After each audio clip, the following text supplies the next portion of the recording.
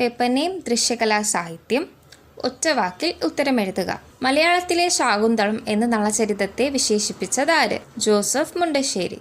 ആൻറ്റിപ്ലേ എന്നറിയപ്പെടുന്ന CJയുടെ നാടകം 1128 ക്രൈം 27. ഉയരുന്ന യവനിക രചിച്ചത് ആര്?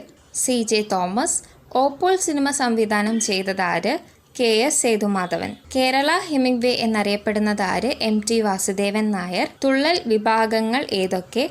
ഓട്ടൻതുള്ളൽ, പറയൻതുള്ളൽ, ശീതങ്കൻ തുള്ളൽ. ശ്രീകൃഷ്ണചരിതം മണിപ്രവാളം ആരുടെ കൃതി? കുഞ്ചൻ നമ്പ്യാർ. മലയാളത്തിലെ ആദ്യത്തെ കളർ സിനിമ കണ്ടം വെച്ച കോട്ട. ലോക പൈതൃക പട്ടികയിൽ ഇടം നേടിയ കേരളീയ കലാരൂപം കൂടിയാട്ടം. മലയാളത്തിലെ ആദ്യ സിനിമ വിഗതകുമാരൻ.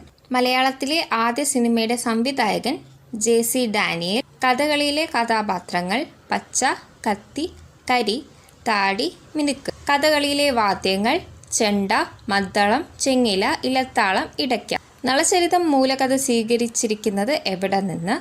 മഹാഭാരതത്തിലെ വനപർവ്വം.